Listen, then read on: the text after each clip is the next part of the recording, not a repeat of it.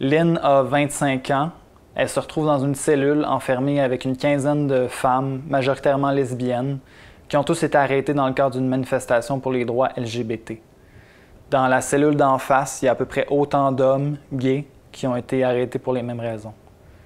Lynn entend un bruit au bout du couloir, elle s'avance, puis à travers les barreaux, elle va voir la silhouette d'une jeune femme. Son visage est boursouflé, ensanglanté, elle boite, elle pleure, puis elle est escortée par 4 policiers masculins qui l'arrêtent devant la cellule des hommes. Ils ouvrent la porte, ils la jettent violemment à l'intérieur en se moquant d'elle puis en lui disant que ce dont elle a besoin, c'est d'une bonne baise avec un homme. À ce moment-là, Lynn se rend compte que la jeune femme en question, c'est Diane, sa copine du moment, qu'elle n'a juste pas reconnue à cause de ses blessures. La scène que je décris ne se passe pas dans une quelconque dictature du tiers-monde. En fait, c'est inspiré de faits réels qui se sont déroulés à Montréal en 1990.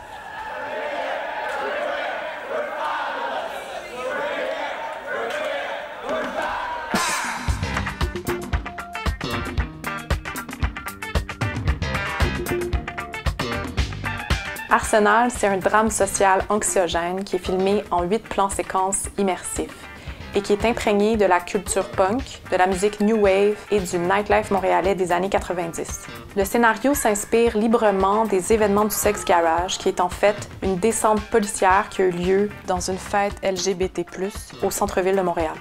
They beat up a lot of lesbians without any reason. My arm was dislocated, my left shoulder was dislocated. Cette femme dit avoir été poussée à terre à 2 reprises par les agents. Ils nous frappaient vraiment fort. On le voyait dans le visage qu'ils aimaient ça. Avant 1990, les descentes dans les bars gays étaient chose courante et la police se montrait particulièrement brutale. Ce qui a été différent avec Sex Garage, c'est la présence de Linda Dawn Hammond, une photographe qui était là pour capter des images de la fête, mais qui finalement s'est prise à documenter toute la brutalité policière. Ces photos ont par la suite été publiées, ce qui a amené un lot de manifestations qui ont encore des échos aujourd'hui. We're talking about going to the Quebec Human Rights Commission, possibly an investigation by the Canadian Human Rights Commission. We are not going to sit back and let nothing happen. Arsenal raconte l'histoire de Lynn, une jeune photographe anglophone qui peine à faire sa place en photojournalisme. Elle est invitée à une fête LGBT. Elle se retrouve là un peu malgré elle. Elle prend des photos tout en se faisant draguer par Diane, une jeune Québécoise un peu plus vieille qu'elle. Au début, elle n'a pas trop la tête à ça, mais elle finit par se prendre au jeu. Juste au moment où elle s'apprête à se rapprocher de Diane, la fête est interrompue par une descente policière. Déboussolée, Lynn elle se ramasse à l'extérieur, puis elle va être témoin d'une lente escalade de la tension. Donc elle se met à prendre des photos de la police. Elle remarque que les policiers retirent leur badge, enfilent des gants de latex pour se protéger du sida, puis vont éventuellement charger la foule à grands coups de matraque. Contre toute attente, Lynn elle va réussir à s'en tirer indemne avec 2 rouleaux de pellicule, des photos incriminantes de ce qui s'est passé. À partir de ce moment-là, Lynn va décider de tenter de faire publier ses photos pour dénoncer la brutalité policière. Et donc, on va suivre les 24 prochaines heures où, avec Diane, elle va se confronter à l'homophobie de la presse, elle va prendre part à une assemblée pour organiser une riposte, elle va participer à une manifestation devant le poste de police où elle va être arrêtée et elle va se retrouver avec des accusations criminelles. Mais les photos, elles, vont être publiées. Puis Lynn va être témoin du début d'une petite révolution auquel elle aura participé de premier plan. Ah non, je suis désolée, monsieur, malheureusement, l'école n'est pas disponible. Arsenal va être en continuité thématique avec mes courts-métrages Vétéranes et Recrues, qui sont également inspirés d'enjeux sociaux et politiques, également basés sur un travail de recherche. Personnellement, j'ai grandi dans un milieu assez conservateur avec une grande sœur lesbienne. L'homophobie, c'est pas quelque chose que j'ai subi personnellement, mais c'est quelque chose auquel j'ai été confronté très jeune, de très près, jusque dans ma cellule familiale. C'est certainement une des raisons pour laquelle je me suis intéressé à ce sujet-là. La véritable Linda Dawn Hammond va agir à titre de consultante lors de l'écriture. Ce que je trouve fascinant dans le personnage, c'est que c'est une des premières occurrences dans l'histoire contemporaine où la photographie a été utilisée comme une arme de résistance face à la brutalité policière, d'où le titre Arsenal. Même si c'est un film qui fait un devoir de mémoire sur un événement historique, ça résonne énormément avec l'actualité contemporaine. On parle de résistance, de brutalité policière, de masculinité toxique, mais ça devient aussi une réflexion sur l'efficacité politique de l'art, de l'image. Ça va, mon loup? Formellement, Arsenal serait plus radical que tout ce que j'ai fait jusqu'à maintenant. Chacune des 8 séquences du scénario vont être tournées en un seul plan, de 10 à 15 minutes chaque, comme des blocs de temps réel où on accompagne Lynn dans chacun des lieux, caméra à l'épaule, vraiment très près de son point de vue. On parle d'une caméra extrêmement physique qui se retrouverait avec le personnage coincé en plein milieu des affrontements, qui se fait bousculer par la police. Le but, c'est de créer un effet d'immersion, parfois même de panique, comme si on vivait le moment avec elle en temps réel. Le film va être tourné en anglais et en français pour représenter le bilinguisme montréalais qu'on ne retrouve pas si souvent dans le cinéma québécois. Ça nous ouvre la porte à caster des comédiens québécois, mais aussi canadiens ou américains. On veut vraiment favoriser une diversité de genre, diversité de corps auprès du casting, aller chercher des comédiens qui ont des looks atypiques, qui ne correspondent pas nécessairement aux standards de beauté, que ce soit pour nos personnages principaux ou pour les personnages secondaires. Le projet Arsenal s'est classé comme finaliste à la prestigieuse bourse Renan du Festival de San Francisco. Malheureusement, on n'a pas eu la bourse, mais cette expérience-là nous convainc qu'il y a véritablement un intérêt à l'international pour cette histoire. Comme tous les projets de Pierre-Philippe, Arsenal nécessite beaucoup de recherche documentaire. Donc, c'est certain que le 10 000 $ du pitch Netflix, pour nous, ça ferait une immense différence par rapport au développement du film, parce qu'on est au tout début du processus de financement. Donc, merci pour votre écoute. On espère que ça vous a plu et on attend vos commentaires et vos questions. Merci.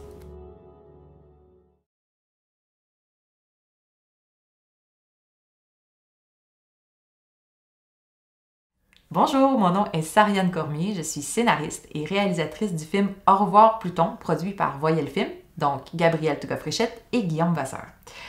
Au revoir Pluton, c'est un film assez spécial, pour ne pas dire spatial, parce qu'il se passe dans l'espace. Mais on n'est pas dans un film d'animation, oh que non! On est dans un film qui sera tourné en studio, complètement stylé, complètement imagé, et aussi tourné avec des vrais acteurs déguisés en planète, parce que moi, j'adore les costumes. Donc, pour vous donner l'idée du film, je vous ai préparé un petit synopsis que voici. Au revoir Pluton, storyboard très candide par Sariane Cormier. Le film raconte l'histoire d'une petite planète du nom de Pluton. Pluton vit dans l'espace, plus précisément dans la pouponnière des planètes, avec Cérès, son ami astéroïde. Pluton adore la danse. Ses idoles sont les planètes de l'ensemble de ballets du système solaire. Elle les aime toutes. Un jour, pendant une représentation, la Terre a une vision. Elle vient d'un terrien du nom de Clyde William Tombaugh. Il lui dit qu'une nouvelle planète entrera dans le système solaire. Oh my galaxy! Pluton a sa chance de danser dans le système solaire. Des auditions sont organisées. Il y a 4 règles. 1. Être grande. 2. Savoir danser sur pointe. 3. Avoir de l'originalité. 4. Avoir une taille sphérique. Pluton veut absolument participer, mais il y a 2 problèmes.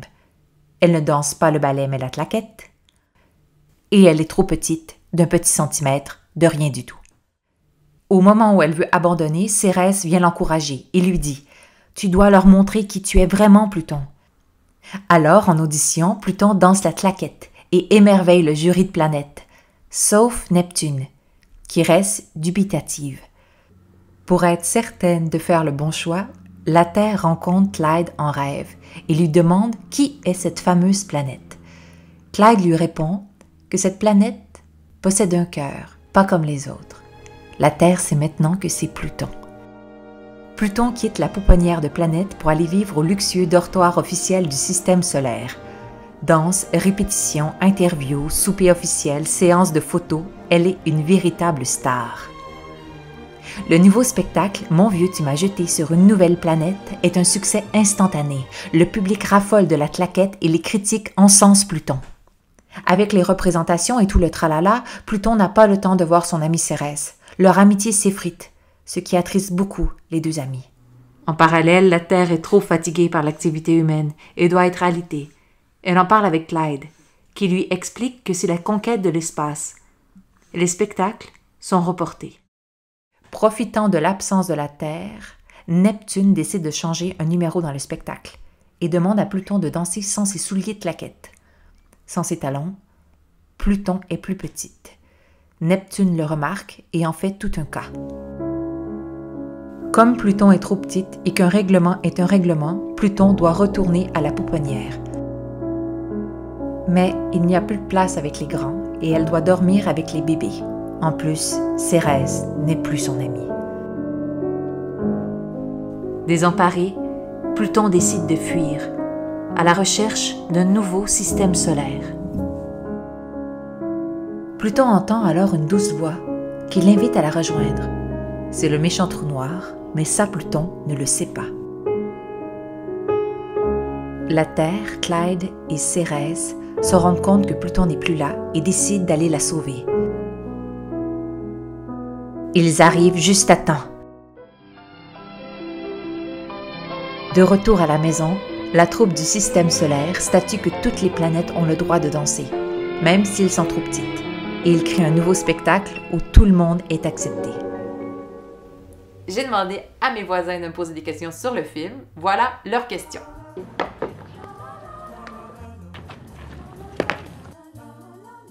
Ouais, moi, ma question, c'est tu classerais ton film quel âge? J'ai pris un film pour les enfants, mais avec des bonnes blagues pour les grands.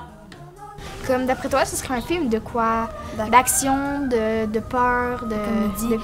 C'est un film fantastique pour les jeunes et aussi un film qui intègre la danse. C'était vraiment important pour moi d'intégrer une discipline artistique dans le film. Donc, Pluton danse la claquette, d'autres personnes dansent le ballet, mais la danse est vraiment au cœur du film.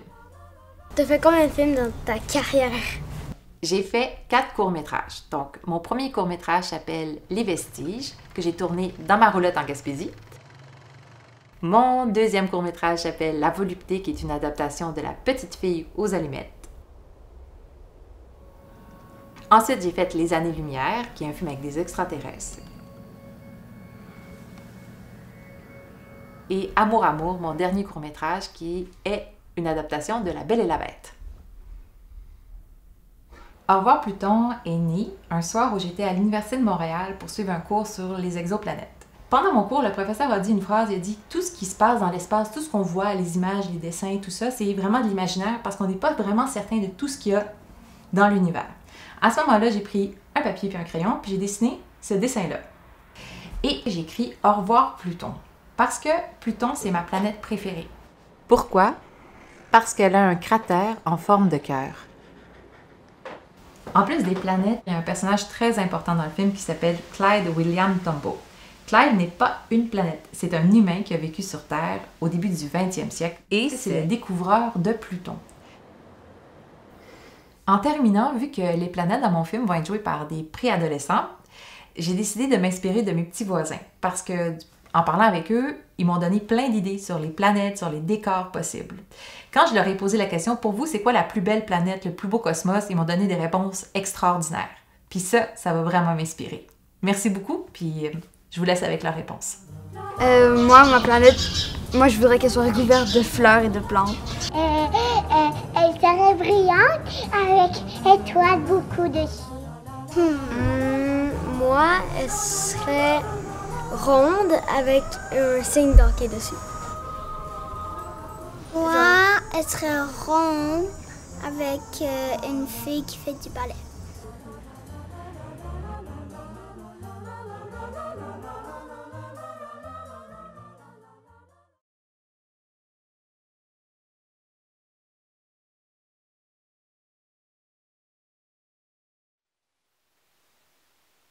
Ça, c'est moi, Annick Blanc, la réalisatrice de Grand Nord, qui essaie de faire un vidéo pitch où je m'adresse à la caméra. On l'avait presque. Un mélange de genres qui explore un mélange... Oups! Remporter des prix prestigieux. Remporter des festivals dans des... C'est trop dur. Pour survivre à l'exercice, j'ai dû partiellement accepter mon handicap. Et je vais me cacher pour la majeure partie de ce pitch, derrière des images, qui est l'endroit où je me sens le mieux. Le film commence dans les étendues éloignées du nord du Québec, avec ses routes infinies, ses tourbières et ses lichens colorés qui nous donnent l'impression d'être seuls au bout du monde. Sur une route isolée, Cynthia, une jeune danseuse nue qui est en tournée dans le Grand Nord, se dispute avec son pimp. Elle convainc ses clients de la veille, une joyeuse bande, drôle et irrévérencieuse, qui ont loué un chalet de chasse tout confort pour un enterrement de vie de garçon, de l'accueillir jusqu'au prochain bus. Avec son cran, son humour et son don inespéré pour la carabine, Cynthia creuse sa place avec brio dans ce monde d'hommes qui se flatte de sauver une âme perdue. Mais ce fragile équilibre est bousculé quand Kevin ramène la voiture accidentée et le marcheur. Cet étranger à la peau noire et scarifié parle une langue que personne ne comprend et a tout du stéréotype qu'on peut se faire d'un migrant. Lors d'une initiation arrosée, le marcheur va être accidentellement blessé par le futur marié. Comme le marcheur refuse d'aller à l'hôpital et que le futur marié craint les conséquences de son geste, le groupe va opérer boiteusement le marcheur et l'héberger pendant sa douteuse convalescence. Le film va alors évoluer entre des scènes de tension et de manipulation entre le groupe et Cynthia, qui croit qu'on devrait amener le marcheur à l'hôpital. Cynthia sera forcée de se rebeller contre le groupe et devra mettre fin à cette société patriarcale dans un geste destructeur mais cathartique. Dans mon premier long-métrage, j'aborde de manière métaphorique les thèmes de la responsabilité de l'individu au sein d'un groupe et de la disparition de l'altruisme dans une société obsédée par le confort. Ces thèmes abordés au couvert de la fable sont extrêmement importants avec les crises migratoires, politiques et écologiques qui nous entourent plus que jamais. Dans ce contexte, je sens le besoin de renverser l'ordre établi. J'ai envie de voir une bande d'hommes blancs qui clament haut et fort qu'ils n'ont peur de rien, ni de la mort, ni du Grand Nord, être confrontés, voire renversés par une jeune prostituée et un étranger. Au cinéma, j'aime mélanger les genres et ce film n'échappe pas à la règle. Grand Nord oscille entre des scènes d'humour noir, d'onirisme, de réalisme magique, d'horreur psychologique, de sensualité et de cruauté. Au niveau de la mise en scène, j'aime créer à l'image et au son un univers envoûtant où règnent les ambiances feutrées, des plans séquences hypnotisants et une touche d'étrange. Ce premier long-métrage, avec sa dose de tension et de mystère, m'offre un terrain de jeu infini pour pousser encore plus loin ce style. Pour Cynthia, nous avons fait des auditions auprès de jeunes non-professionnels issus de la diversité culturelle. Ce rôle est très fortement inspiré d'une jeune prostituée que j'ai rencontrée. Nous cherchons une comédienne avec cette même énergie brute, sans concession et enragée. Nous en sommes au stade du callback, qui aura lieu dès que les règles sanitaires le permettront. Le casting de la bande de chasseurs est confirmé et nous avons la chance d'avoir une fantastique brochette de comédiens talentueux. Bruno Marcil interprète Bernard, le chef de meute philosophe et autoritaire, Marc Beaupré, le vétérinaire cinglant, Alexandre Landry, le séduisant futur marié, Frédéric Miller-Zouvi, le stoner au cœur tendre, et Maxime Genois, le souffre-douleur avec un penchant prononcé pour la musculation. Ce film audacieux, tant au niveau de la forme que du propos, est dans la continuité de Midi la nuit, la boîte que j'ai cofondée avec Maria Gracia-Turgeon. Nous sommes deux alliés complices, pas plus hautes qu'un banc de neige de Gaspésie, mais qui avons produit plus d'une quinzaine de courts-métrages, dont 2 s'étant illustrés aux Oscars. Nous avons le privilège d'être appuyés par Maison 4/3 pour la distribution du film au Canada et par Stray Dogs pour les ventes internationales. Le film a déjà rassemblé son financement pour la production et sera tourné l'automne prochain. La bourse Netflix servira au parachèvement de scénario et à aller faire des répétitions et le travail de découpage technique dans le milieu de tournage. J'ai un style très visuel et ça demande réellement d'incorporer les lieux au travail avec les comédiens et avec la caméra. Nous sommes à cette étape charnière où les fonds de développement sont épuisés et il n'est pas encore possible de toucher aux fonds de production qui sont extrêmement limités pour un film si ambitieux. L'appui de Netflix nous permettrait de faire le grand saut final pour nous rendre au tournage fort de la préparation nécessaire à la construction de cet univers complexe et envoûtant.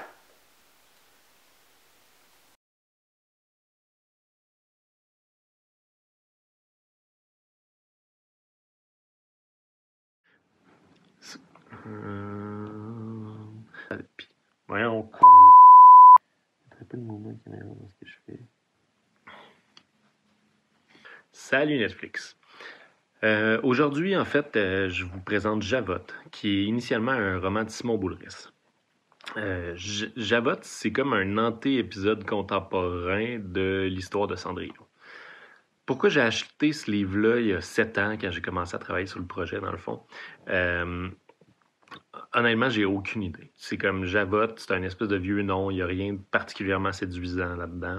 Puis ça fait des références aux contes de Disney. Puis les contes de Disney, c'est pas mal ce que j'ai le plus dans la vie. Par contre, en lisant ce livre-là, j'ai découvert Javotte, déjà. Puis je suis tombé en amour avec ce personnage-là. Je suis tombé en amour avec l'idée d'une adolescente en banlieue de Montréal qui fait tout simplement exister par la cruauté qu'elle dégage envers les gens. Il y a quelque chose d'hyper intéressant puis d'hyper complexe dans cette histoire-là. Puis j'ai su tout de suite que je voulais pas juste la lire, mais que je voulais la voir à l'écran. Je voulais la voir s'exprimer. Je voulais filmer son visage carrément. Parce que oui, l'histoire de Javotte est intéressante, mais c'est pas mal plus que ça. C'est le résumé en une seule personne la complexité de la psyché humaine. Une psyché humaine qui est vraiment proche de moi, puis de ce que je suis, puis des thèmes qui m'habitent. Pourquoi est-ce que l'humain est cruel? Puis en fait, c'est plutôt simple. Javotte, c'est comme si c'était nos manigances à tous et chacun s'il n'y avait pas de construit social, s'il n'y avait personne pour nous dire que c'était pas correct. Javotte, c'est une adolescente qui est hyper intelligente sur qui la vie s'acharne. Puis elle, en retour, elle a décidé de s'acharner sur la vie des autres.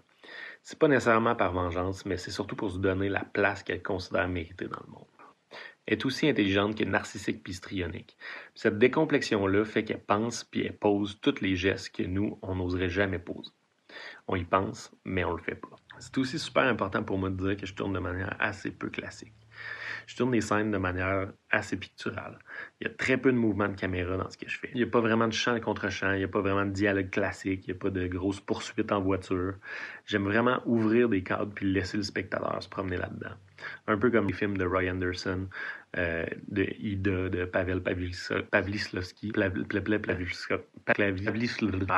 Klavikulski, puis des premiers films de Yorgos Lanthimos. Humainement, je suis quand même pas mal inspiré aussi par certains films de Gus Van Sant. C'est des films qui sont hyper naturalistes, dans lesquels on a l'impression qu'il se passe rien, qui sont super calmes, mais qui sont bourrés de thèmes vraiment importants. Ce que j'aime dans l'idée de faire un film sur Javotte, c'est justement ça. L'espèce de contraste entre un film qui est plus contemplatif, un petit peu plus lent, puis de la brutalité puis de la cruauté que Javotte est capable de démontrer. Il y a un contraste pour moi qui est hyper intéressant là-dedans. Papa est mort.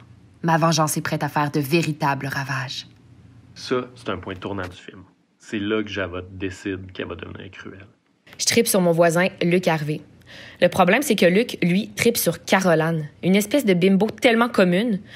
OK, oui, elle est belle, selon les standards de beauté traditionnels, mais ses coudes sont dégueulasses. Mes coudes à moi sont parfaits. Les plus beaux coudes de l'école. J'ai un plan. Premièrement, posséder Caroline. Pour ça, je couche avec son père Stéphane. Puis entre-temps, pour m'approcher de Luc, je m'arrange pour que sa sœur jumelle Camille tombe en amour avec moi. Fait que comme ça, je peux m'approcher du beau Luc Harvey puis aller sentir ses bobettes dans sa chambre en secret. Puis si jamais Caroline me fait trop chier, ben tu sauras que ton père a un drôle de pénis puis qu'il éjacule vite. Caroline.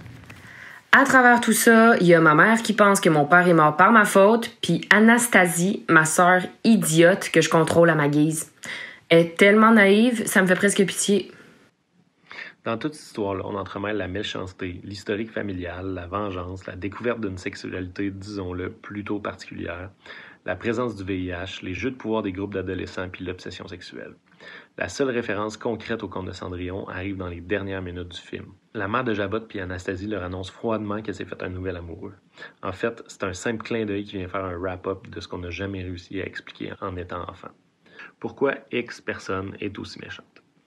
C'est justement ça qui est intéressant. C'est que ça humanise pas juste Javotte. Ça humanise tous les anti-héros en général. On a tous déjà eu un boss qui était fou. On a tous déjà connu quelqu'un qui dépassait les limites, puis on n'a jamais su pourquoi. On n'a jamais su pourquoi il était comme ça, puis Javotte, elle vient donner un peu la clé de la psychologie de ces personnages-là. Puis ça me fascine. Ma mère s'est fait un nouveau chum qui va venir vivre avec nous autres puis sa fille. Moi puis Anastasie, on pourrait pas tolérer qu'elle soit plus belle que nous. Si elle est plus belle, on va vraiment lui faire la vie dure. On l'aura compris, la nouvelle sœur de Javotte s'appelle Cendrillon. Puis elle est belle. Elle est vraiment très belle. Elle est encore plus belle que Caroline. Puis Javotte est pas prête à laisser sa place. Cendrillon, je m'appelle Javotte Trémène, puis je vais te détruire.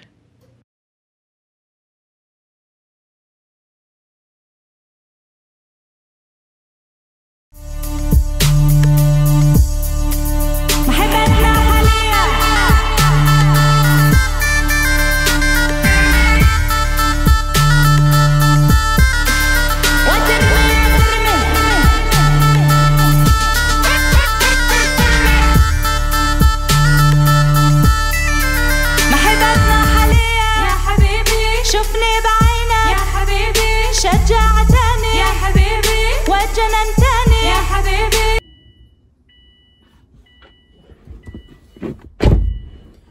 Je m'appelle Halima Ouardiri et je suis l'auteure et la réalisatrice de la comédie féministe La Camel Driving School. Mon film raconte l'histoire d'Asia, une veuve saoudienne qui va s'émanciper de l'emprise de son fils Mohamed et qui va s'affirmer en tant que femme grâce à sa nouvelle passion pour les courses de bagnole. Quand on a rencontré Halima, ce qui nous a tout de suite enthousiasmé, c'est la passion avec laquelle elle décrivait ces femmes saoudiennes aspirant à la liberté et qui s'éclataient dans le désert au volant de leur bagnole. C'est comme si on avait tout de suite vu le film se dérouler devant nos yeux et il ne ressemblait pas du tout à l'Arabie qu'on a l'habitude de voir dans les médias. Ce qui est assez drôle, c'est que de l'étranger, on a souvent l'impression que la société saoudienne est impénétrable, alors qu'en réalité, elle est en pleine effervescence, que c'est un pays qui compte aujourd'hui 35 millions de personnes, dont beaucoup de jeunes, ultra connectés, qui n'ont qu'une envie, c'est de voir un cinéma moderne qui leur parle et qui montre autre chose que le pétrole saoudien. Si j'ai choisi de situer ce récit en Arabie Saoudite, c'est parce que j'entretiens une relation très particulière avec ce pays. À la fin des années 70, mon père commençait tout juste sa carrière à la mosquée de Genève. Et cette institution religieuse était alors exclusivement financée par l'Arabie Saoudite. Et du jour au lendemain, ma mère et moi, on a commencé à vivre au même rythme que beaucoup de Saoudiennes. Pas de musique, pas de cinéma, encore moins de jupes courtes. Alors j'ai désobéi. J'ai désobéi jusqu'à la libération. Un peu comme le personnage d'Asia.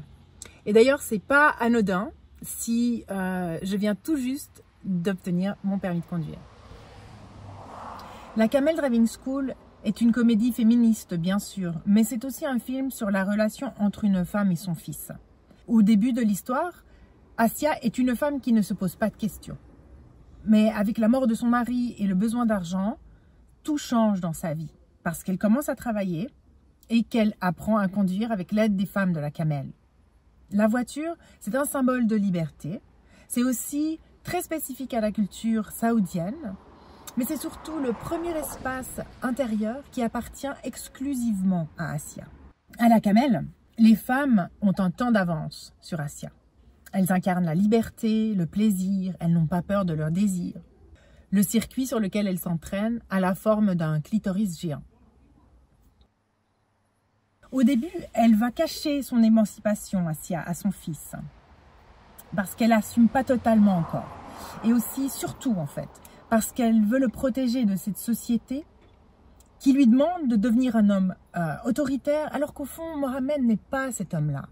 Mais au début, il l'ignore encore. Lui, il veut marcher dans les pas de son père. No woman, no drive. No woman, no drive. Quand il se rend compte que sa maman a changé, il va le vivre comme une énorme trahison. Et il va réagir très violemment.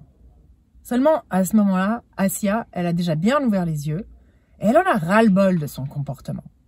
Ça explose entre eux. Petit à petit, ils vont devoir prendre conscience de leurs erreurs. Asia va comprendre qu'elle aurait dû inclure son fils dans son changement et Mohamed, il va accepter qu'il n'est pas cet homme sexiste que la société lui impose d'être, mais un jeune homme moderne et sensible, qui n'a pas peur du pouvoir de sa mère. Pour raconter cette histoire, j'ai immédiatement su qu'il fallait passer par la comédie, un genre que j'explore ici pour la première fois et un défi que je me réjouis de relever. Je souhaite m'inscrire totalement dans la tradition déjà défendue par d'autres cinéastes arabes et africains comme Alaa ed-Din avec Le miracle du Saint Inconnu, mais aussi Nadine Labaki avec Et maintenant on va où ? Et aussi les films d'Elia Soleiman. Après une période de développement d'1 an, une sélection au groupe Ouest en France ainsi qu'aux ateliers Atlas du Festival de Marrakech, nous sommes arrivés à une seconde version du scénario, accompagnée en consultation par la scénariste Fadette Drouard qui a notamment scénarisé Papicha et Patient. La bourse nous permettrait non seulement de continuer l'écriture avec Fadette Drouard, mais aussi de contacter des collaborateurs saoudiens, notamment une directrice de casting, un directeur artistique, des comédiens, pour poursuivre le développement. À ce jour, nous estimons le budget de production à 3,5 millions de dollars.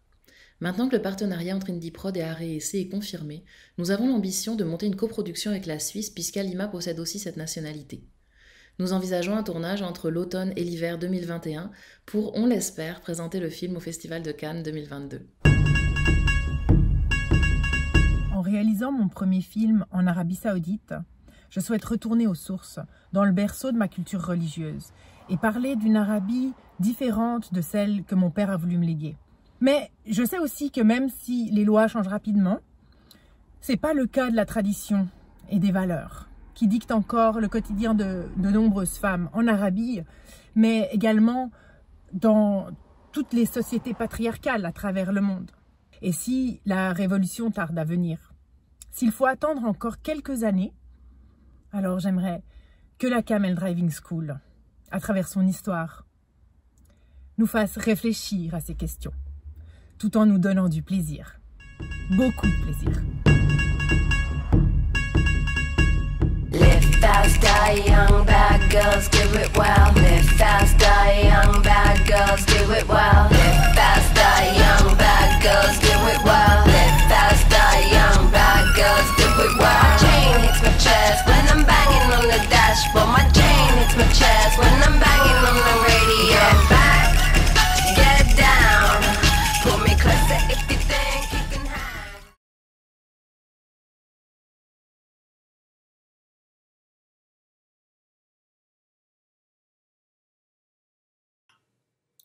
This film is my own personal investigation about my father and my brother, who both died at sea 20 years apart. My father, Peter Tangvald, was a famous sailor. My mother, she was his 7th wife. I didn't grow up with my father. My mother ran away with me when I was 3, and 2 years later he died in a shipwreck. This was in 1991. Only my brother Thomas survived.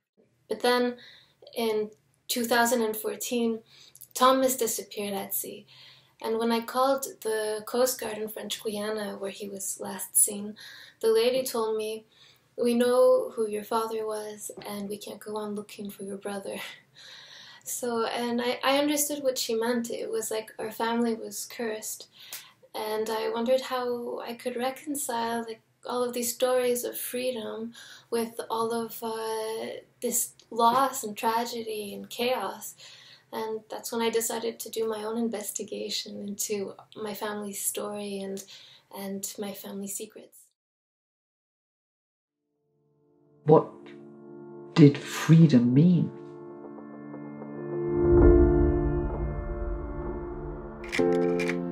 What I know about my father, the sailor Peter Tangvald, I learned through articles and archives.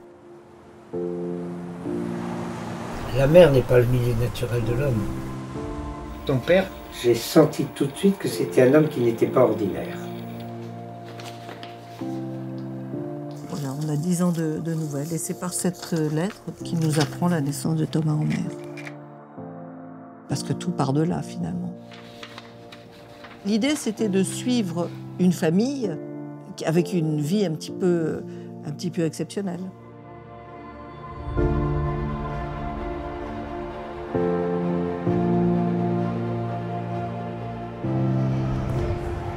I decided to go and meet the people who knew my father. Ça va? Oui, ça va. Non, vous n'avez pas du tout le regard de votre papa. Ah non? C'est un regard humain. Ah oui. Ça fait déjà toute la différence.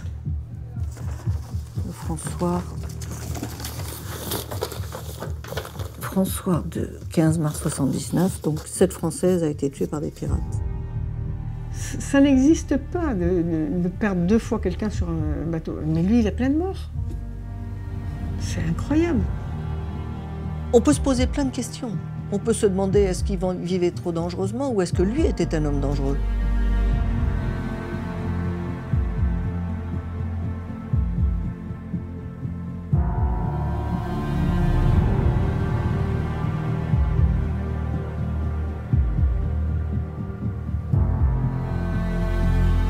I think he was coping very badly with the life he had at the time.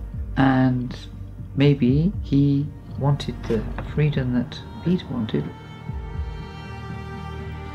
I think that the only way that I can get closure is with the truth. I found evidence about Peter that I didn't expect to find. No, I think that my mother, she survived because she left Peter.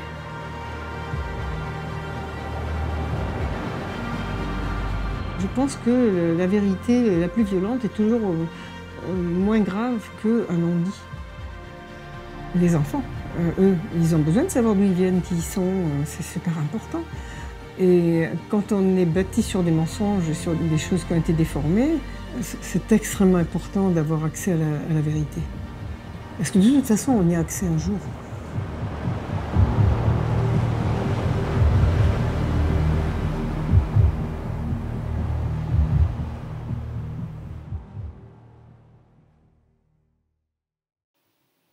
We're at a point now where we need to find international partners before we move into production, and for that we need to finalize our research and go back to the editing room to work on a longer version of our package. And for that, the Netflix grant could be very helpful. There's no doubt in my mind that this film is going to be highly creative and engaging. I mean, Virginia is such a talented artist, but I think above all we'll be very touched by how courageous she is, that she's addressing this very personal and tragic story, and I feel very lucky that she has trusted us to do this with her. What I personally find so special about Sailing Off the Edge is that it's a true story that is undeniably stranger than fiction. And beyond its true crime aspects, this film is an opportunity to rethink the hero figure in our society and ask ourselves, who do we choose to celebrate and give a voice to, and why? I take the viewer with me in real time through my investigation that I narrate in the first person. And I found boxes and boxes of my father's archives, like his personal letters and photos, logbooks, voice recordings, and I use all of these beautiful vintage archives to bring my father to life. I also have some impressionistic reenactments for that at sea. Then I meet the people who knew my father, who knew my brother, and each person gives me their side of the story. I found out that my father was arrested under suspicion of murdering his 2 wives, but that he wasn't charged. So I ask myself, did a life at sea drive him mad? Or did he go to sea because he was looking for a sense of control? What did Thomas witness in his childhood growing up on that sailboat? And is he still alive and hiding like a lot of people think? And if so, what is he running from? Of course, I want to find out what really happened, and if my father was a hero or a monster. But most of all, this film is about reclaiming the narrative. So many people were impacted by my father's radical choices, including my mother, my siblings, and myself. And I've come to believe that our power is in our stories, and so is our healing.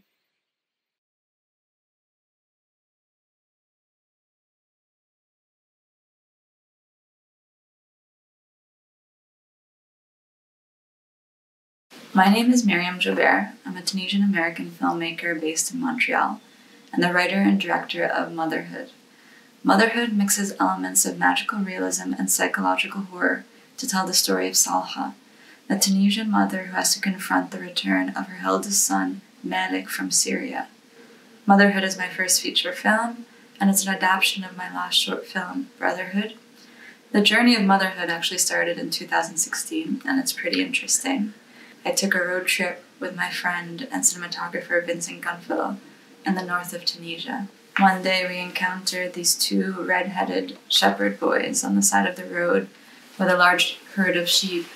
Their faces were so unique, so interesting, that we wanted to take their photo. Unfortunately, when we asked, they said no, but we both felt that there was something really special and unique about their faces and the landscape. We also discovered that a lot of men from this region in Tunisia had gone to join ISIS in Syria. So those 2 encounters, or those 2 experiences, really inspired the idea for Brotherhood. And a year later, I wrote the script, focusing on the perspective of the father in the family, and how he reacts when his oldest son returns from Syria. And I went looking for them. The brothers ended up being incredible actors, and we had a wonderful experience. As we were shooting the film, I started to have ideas of how to expand the story into a feature film. I was very much inspired by the lead actress Salha Nasrawi, who played the mother, and also the other female character in the film, Reem. So I decided in the feature film to refocus the perspective on the female characters in the story. Brotherhood was a classic family drama, but with Motherhood, I knew I wanted to approach the film differently, which is why I instinctively thought about incorporating elements of magical realism and psychological horror. From the very beginning of the film, we come to understand that Salha has gifts of prophetic dreams and visions that connect her to Malik while he's in Syria. When Malik returns home from Syria, he brings home a mysterious Syrian wife named Reem who wears the niqab. Malik and Reem's arrival coincides with mysterious disappearances of men in the community. Salha begins to sense through her visions and dreams that there is a connection between the missing men and Reem. However, every time she tries to confront Malik about this, he denies any accusations and becomes more and more protective of Reem. Slowly we come to realize that Reem is actually the ghost of a girl he murdered in Syria. The ghost of Reem is the symbolic and physical embodiment of Malik's repressed guilt and shame for his crime. The more he denies the truth, the more violence she commits in the community. When Salha finally discovers the true origins of Reem and Malik's role in her death, she is horrified and forces Malik to fully accept and take responsibility for his crime so that Reem can be destroyed and the community saved. So I wanted to use these genre elements to really get deeper into the psychology of my characters, to really show the things that they don't want to see about themselves. And it's really, really important to me that these elements strengthen the story and they don't detract from the natural environment where this universe takes place. I really want to use nature or manipulate the nature around the characters through VFX in very subtle but interesting ways to give that magical realism or even horror elements in the film. Cinematographer Vincent Gunville, my long-term collaborator, will be returning on Motherhood, along with composer Peter Venn. The discussions I've had with Vincent and Peter has been really inspiring and informed my script writing. Vincent and I have been discussing already ways that we want to shoot the film, how to approach the different genre elements while maintaining the natural environment and the realism of the family drama. With Peter, I've already started collaborating a bit, sketching out ideas in terms of creating a hypnotic, hauntingly beautiful score. Currently, the project is a co-production between Canada, France, and Tunisia. In Canada, we have producers Maria Gracia Turgeon and Annick Blanc from Midi la Nuit, who also produced Brotherhood. From Tunisia, it's producer Sarah Ben Hassan, who produced Brotherhood as well, and the newcomer is Nadim Chikrouha from France. We've been developing the project since 2018. One of the reasons we're so passionate about motherhood is actually because of the reception we had for Brotherhood. Brotherhood was selected for around 200 film festivals, won 75 awards, was nominated for an Oscar. But what really fascinated us when we went to the Q&As is the hunger and thirst of audiences to understand more the region, to see Muslim characters that they identified on a personal level. One of the things that shocked them was just the idea of red-headed Muslim boys. So by breaking just even the stereotype of what Muslims look like, it opened up the door for more interesting conversations. With motherhood and the possible wider reach of a feature film, I want to dive deeper into the social, political elements, but also maintain that universality that really attracted audiences to Brotherhood. As you might have already guessed, the cast of Brotherhood will be reprising their roles in Motherhood, with the addition of Syrian actress Dia Lian for the role of Reem. Since the three brothers are non-actors, I've already started acting workshops with them to prepare them for motherhood. This will require weeks of training and coaching. So the 10,000 development pitch fund would go towards these sessions, covering the cost of the workshops, but also allowing me to travel to Tunisia for a writing session to complete the final draft of the script. I plan on going to Tunisia in the end of October, beginning of November, to continue training the brothers. So I'm really excited to continue the collaboration with them, and hopefully we can include your support in this. Thank you.